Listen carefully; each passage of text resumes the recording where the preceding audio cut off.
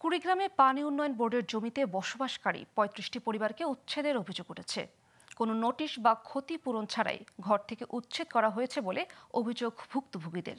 প্রতিকার চেয়ে জেলা প্রশাসকের কাছে অভিযোগও করেন তারা। পাশাপাশি পানি উন্নয়ন বোর্ডের কাছে দাবি করেছে ক্ষতিপূরণ।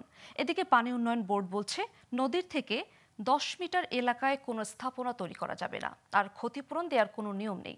কুড়িগ্রাম থেকে রাশেদুজ্জামান তাহিদের তথ্যচিত্রে ডেস্ক রিপোর্ট। কুড়িগ্রামের দুধকুমার নদীতে ব্যবস্থাপনা ও উন্নয়ন প্রকল্পের নামে নদীর তীরে ৩৫টি পরিবারের উচ্ছেদের অভিযোগ উঠেছে। জানা গেছে, যাত্রাপুর ইউনিয়নের নয়ানীপাড়া ও ফরাজিপাড়া এলাকায় এই নদীর ৫০০ মিটার ডান তীর সংরক্ষণের কাজ করছে একটি ঠিকাদারি প্রতিষ্ঠান। এই কাজের বরাদ্দ দেওয়া হয় ১৪,৮৯,০০,০০০ টাকা, কিন্তু ২ বছরেও কাজ শেষ করতে পারেনি প্রতিষ্ঠানটি। আর গেল ২ বছরের ভয়াবহ বন্যায় পানি উন্নয়ন বোর্ডের জমি বিলীন হয়ে যায় নদীতে। বর্তমান ঠিকাদারি প্রতিষ্ঠান নতুন করে কাজ শুরু করায় ক্ষতির মুখে পড়েছে এসব পরিবার। ক্ষতিপূরণ চেয়ে জেলা প্রশাসকের নিকট অভিযোগও করেছেন তারা। পানি উন্নয়ন বোর্ডের এই নদী খননে আগে যে মাপটা ছিল সেই মাপের থেকে তারা আবার নতুন করে ২০ ফিট এদিকে নিয়ে আসছে।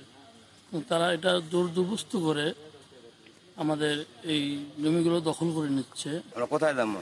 আমার থাকার মতো জায়গা নেই, আমার তো জমি নেই, আবাদ কিছু করার জমি নেই। আমরা শুধু খালি টিউবওয়েলের পানি দেখাই নিজের, আর সবগুলি কেনা। তারা আমাদের অধিগ্রহণ করে টাকা পয়সা দিয়ে জমি নেয় যেন আমরা অন্য জায়গায় গিয়ে বাড়ি করতে পারি। কোনো নোটিশ ছাড়া, কোনো সরকারি পদক্ষেপ নেওয়া ছাড়া এরা যে এই বাড়িগুলো ভাঙনের মধ্যে ফেলে, তাহলে পরবর্তীতে এরা আসলে কোথায় যাবে?